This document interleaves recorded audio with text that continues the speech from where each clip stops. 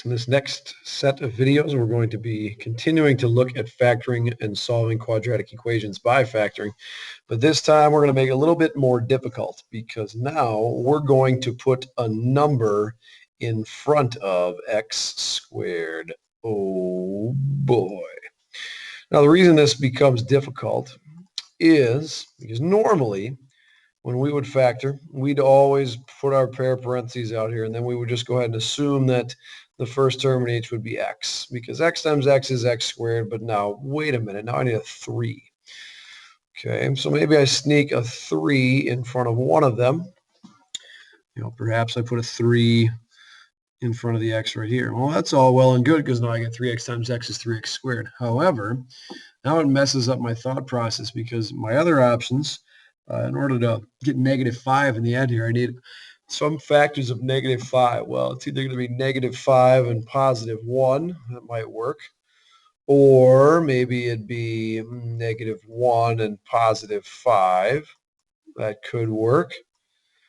Or, and I'm going to write this messy because I'm going to get rid of it, because I'm not so sure how to do this step by step. Now, when I was in high school, this is just the way we figured it out. As we just had to kind of guess and check. I'd write up this option. I'd think to myself, okay, well, 3x times x is 3x squared. 3x times 1 is 3x. -5x plus 3x. That's going to be -2x. That's not right. Erase it. Start over. Try something different. Now, you could eventually guess and check your way to the answer, but for some people, the guess and check just isn't the way to go about it. So what I'm going to teach you right now is called the British method. It's a step-by-step process for factoring a quadratic expression. It works for even the simpler ones that we did in the last set of videos, but it works especially well when I've got a number in front of x squared, because those are the ones, again, that are a little bit tricky to do in our heads. So here we go. To do the British method, our goal is to take the 3 terms that we have in our trinomial and turn them into 4 terms, because then we can pull a jolly neat trick. Here we go. The British method, take the first term times the last term. So 3x squared times -5, and that will give me -15x squared. I draw these little arrows because I have a step-by-step process. So first times last is -15x squared. Then what we do is we split that into a couple of factors. I'm looking for factors of -15x squared that add up to +14x. Okay, so factors of this that add up to the middle number in the original trinomial. So factors of -15, we're looking at 3 and 5 and 1 and 15. I think 1 and 15 put together will somehow equal 14. So being that it's negative, one of the terms will be positive, one will be negative. I need +14, so my guess is that 15x will be the positive term. So I'm going to go ahead and put 15x here, and then I'll put -1x right here. So again, I took this and split it up, 15x minus x. Then what I do is I bring down the outside term. So I bring down the first term, 3x squared. I'm going to put it here and put a plus sign there.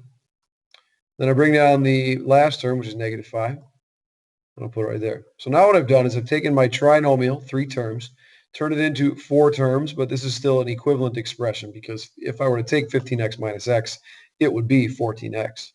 So I don't change the value, just change the way that it looks a little bit by sneaking in another term. The reason I do this, because now I can use an algebraic method for factoring called grouping. What we're going to do is we're going to pair up the first pair of terms and the second pair of terms. Put parentheses around both. And then I am going to look for a greatest common factor in each pair of terms. So the greatest common factor shared between these 2 terms is going to be 3x. I factor out 3x. Factoring it out is sort of like the distributive property in reverse. It's as if I'm dividing both of these terms by 3x. When I factor out a 3x or divide this term by 3x, I'll be left with just x. When I do the same to 15x, 15 divided by 3 is going to be 5. X divided by x is 1. So x plus 5 will be left inside of parentheses. Now, when I look at the second pair, I don't see a whole lot that these 2 share in common, but the key is I want this expression to be the same as the one in the other pair of parentheses. So what I'm going to do, because I notice that it's positive x plus 5, I am going to factor out a negative 1. And factoring out negative 1 would be like dividing both terms by negative 1. That leaves me with positive x and positive 5. So you'll notice I have the same expression in the first pair and the second pair of parentheses. So at this point, what I do is I factor out the common binomial factor. So this, this is like taking the x out of these two terms. It exists in both terms. I can factor it out. Well, here x plus 5 exists in this big term and this big term. So I factor out x plus 5 from both terms. What that leaves me with is a 3x here and a negative 1 here. So those two things, 3x and negative 1, go together in the other pair of parentheses. There is my answer. A pair of binomial factors. If I were to FOIL these together, I'd have 3x squared minus x plus 15x is 14x minus 5 at the end. And if you remember what we started with, that's exactly what we had here. These are our two nice binomial factors. So let's try that with another expression here. We'll go maybe a little bit faster. British method of factoring. We take the first term times the last term. We'll use a different pen. And I like to draw, again, the little arrows showing what's going on here. 72x squared. Factors of 72, that up to 18. Again, the better you get with multiplication facts, the easier all these things become. Wouldn't hurt to even keep a multiplication table handy. 72 has a lot of factors, but the ones that add up to 18x are going to be, let's see here. I'm going to go with 4 and maybe 14. No, it's not going to work, obviously, is it? So, because 4 times 14 would be, what, 56? I'm not going to do it. So, I got to keep trying. And again, the hardest part of the British method is right here. And this is when things happen where you start to get stuck just a little bit. You just got to keep trying numbers until something works. So, I take 72 divided by 2. I take 72 divided by 4, 72 divided by, whatever. Eventually, I find the right pair. Okay. In this case, the correct pair is going to be 6 and 12. So 6x and 12x multiplied together would be 72x squared. Added together, 6 and 12 is going to be 18. So I think I got the right pair. Plus sign in between because they're both positive. And now, bring down the outside terms. 8x squared plus 6x plus 12x plus 9. And now I've taken my 3 terms and turned them into 4 terms. Don't mind the ugly 9. It's okay.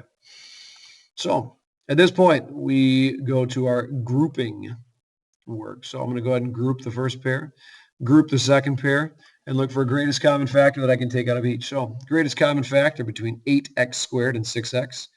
Let's see, 2 goes into both of those, and so does x. So 2x comes out. Leaves me with 4x plus 3. I want to have the same expression in parentheses when I factor something out here. So what goes into both 12 and 9? Well, let's see. That's going to be 3, isn't it? Positive 3 at that. Take it out. Leaves me with 4x plus 3 in my parentheses.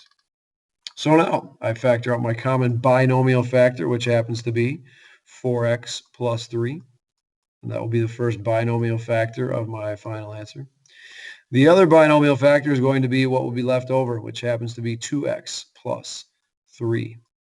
Now, once again, you can check your work by doing a little bit of FOIL, especially in your head. 4x times 2x is 8x squared. 4x times 3 is 12x. 3 times 2x is 6x. Add 12x and 6x, you get 18x. And then 3 times 3 is 9. This is our final answer. Now, depending on which order you put the 6 and the 12 here, maybe you'd put the 12 first and the 6 second. You'd end up with the same answer. It would just be in the other order. 2x plus 3 would come first. 4x plus 3 would come second. Either way, you have the same binomial factors. The order doesn't matter because order in multiplication does not matter. Let's do one more. 3x squared minus 19x plus 30. All right, here we go. 3 times 30 is 90. 90x squared at that. Factors of 90 that add up to negative 19. Well, let's go with, how about negative 10x and negative 9x. Again, order doesn't matter here. It's just whatever you prefer. You just might have a slightly different answer when you're done, but the order of your binomials won't answer or won't matter. Bring down the 3x squared and bring down the positive 30. All right. Now we group. What comes out of the first pair? Geez, 3 and 10 don't have anything in common. So it looks like x is the only thing coming out of there. Leaves me at 3x minus 10. Now with the second pair, remember my goal is to match the other binomial here. So 3 goes into 9 and 30. And since I want it to be positive 3x and negative 10, I'm going to go ahead and take out a negative 3. So dividing this by negative 3 would leave me with positive 3x. Dividing my positive 30 by negative 3 leaves me with negative 10, which, if you'll notice, matches up. That's fantastic. So we take out our common binomial factor, 3x minus 10, and our leftover factors are x minus 3. Quick FOIL to check it out, 3x squared minus 9x minus 10x is negative 19x, negative 10 times negative 3 is positive 30. So there's 3 examples of the British method of factoring hard at work.